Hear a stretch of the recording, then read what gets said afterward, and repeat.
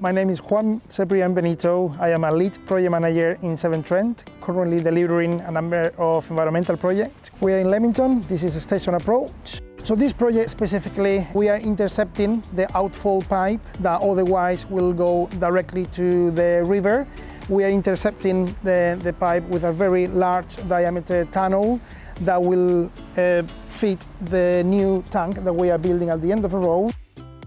Is roughly 1,000 cubic meters construction volume tank that will hold that diluted sewage in storm conditions and will be discharged with a pumping system back into the combined sewer network to be treated downstream in our wastewater treatment works.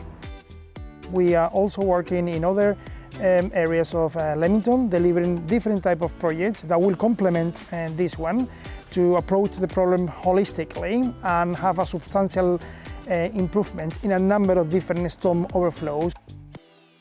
Thank you for watching, and if you want to hear more about how we are protecting our rivers, please head to our website.